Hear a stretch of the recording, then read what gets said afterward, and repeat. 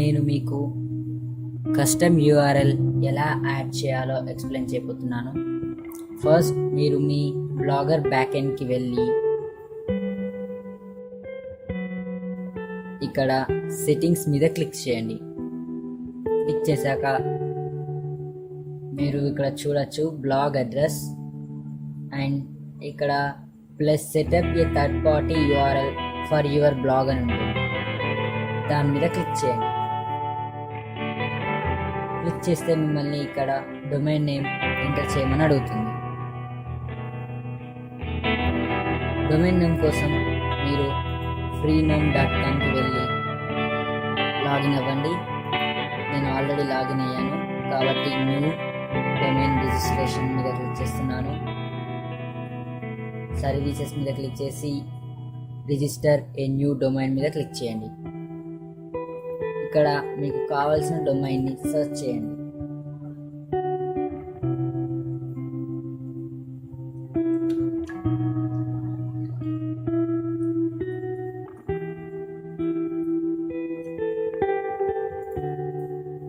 Check for availability మీద click చేయండి. చూడండి ఇక్కడ అన్నీ అవైలబుల్గా ఉన్నాయి. నేను learnfully.ml మీద గెట్ ఇట్ నౌ మీద క్లిక్ చేస్తున్నాను. తర్వాత స్క్రోల్ డౌన్ చేసి చెక్అవుట్ మీద క్లిక్ చేయండి.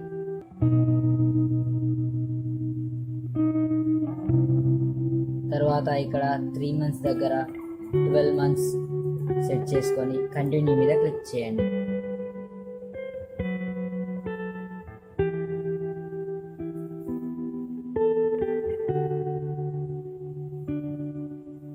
తర్వాత మీ డీటెయిల్స్ అన్నీ ఎంటర్ చేసి I have read and agree to terms and కండిషన్ని టిక్ చేసి కంప్లీట్ ఆర్డర్ మీద క్లిక్ చేయండి.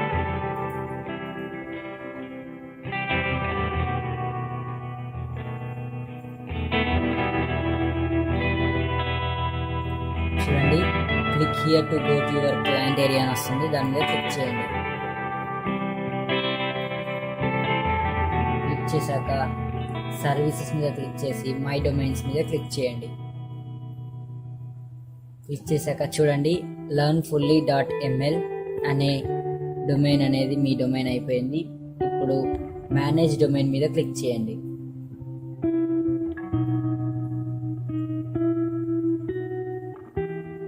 క్లిక్ చేశాక ఇక్కడ మేనేజ్ ఫ్రమ్ డిఎన్ఎస్ మీద క్లిక్ చేయండి. Manage Freenom DNS. తర్వాత మళ్ళీ మీ బ్లాగర్ బ్యాక్ ఎండ్కి వెళ్ళి ఇక్కడ మీరు అనుకున్న మీరు చూస్ చేసుకున్న డొమైన్ నేమ్ని ఎంటర్ చేయండి.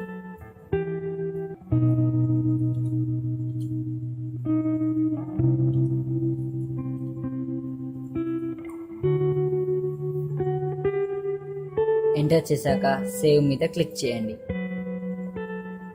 క్లిక్ చేశాక ఇలా వస్తుంది. ఇప్పుడు ఈ నేమ్ ఆర్ లేబుల్ని కాపీ చేసుకొని మళ్ళీ మీరు ఫ్రీనోమ్ క్లయింట్ ఏరియాకి వెళ్ళి ఇక్కడ నేమ్ ప్లేస్లో పేస్ట్ చేయండి. అండ్ ఇక్కడ టైప్ ఏ అని ఉంది చూసారా, దాన్ని సి నేమ్కి సెట్ చేయండి. అండ్ ఇక డెస్టినేషన్ కూడా కాపీ చేసుకొని పేస్ట్ చేయండి.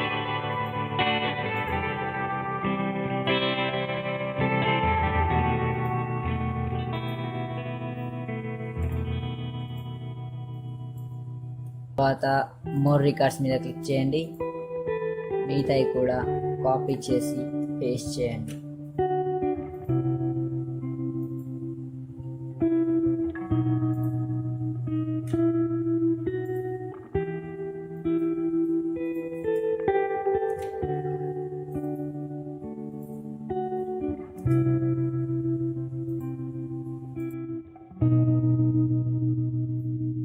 తర్వాత మీకు ఇంకా 4 రికార్డ్స్ కావాలి.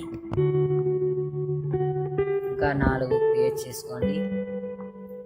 క్రియేట్ చేసుకొని ఇక్కడ మళ్ళీ బ్లాగర్ బ్యాక్ ఎండ్ వచ్చి ఇక్కడ డిఎన్ఎస్ సెట్టింగ్స్ ఫైల్ మీద క్లిక్ చేయండి. డౌన్లోడ్ చేసుకోండి. డౌన్లోడ్ అయ్యాక ఓపెన్ చేయండి.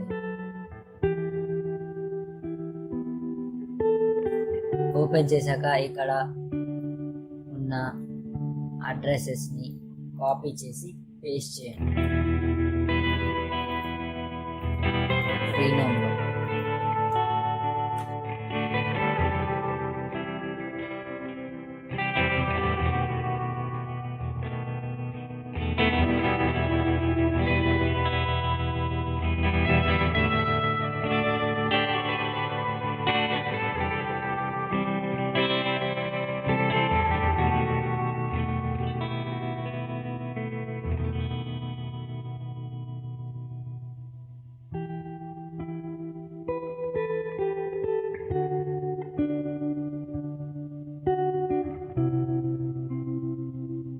టైప్ ఏలానే ఉంచండి. టైప్ని ఏం చేంజ్ చేయకండి. సేవ్ చేంజెస్ మీద క్లిక్ చేయండి.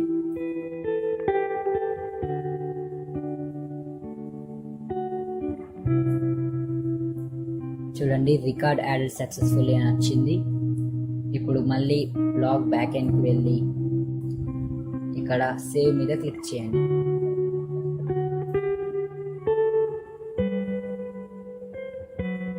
అయినా కూడా సెట్ కాకపోతే ఇక్కడ www. తీసేసి ఒకసారి సేవ్ అనండి.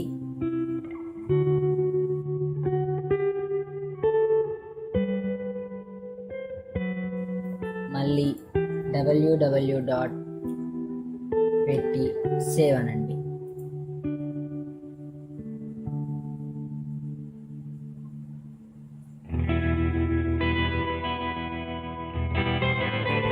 చూడండి, ఇక్కడ సెట్టింగ్స్ సేవ్ అయిపోయాయి. కొంచెం సేపు వెయిట్ చేస్తే ఈ సెట్టింగ్స్ అనేవి అప్డేట్ అయిపోతాయి.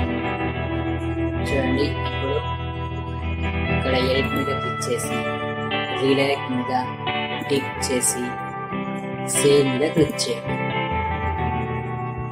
ఇప్పుడు వ్యూ బ్లాగ్ మీద క్లిక్ చేయండి.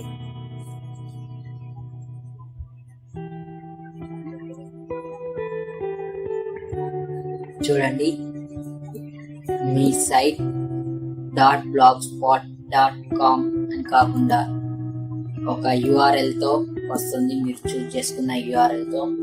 చూసారు కదా, ఈ విధంగా మనం మన బ్లాగ్కి కస్టమ్ URL సెట్ చేసుకోవచ్చు. మీకు ఇంకా ఏమైనా డౌట్స్ ఉంటే వీడియో కింద కామెంట్ చేయండి. ఈ వీడియో నచ్చితే లైక్ చేయండి, షేర్ చేయండి.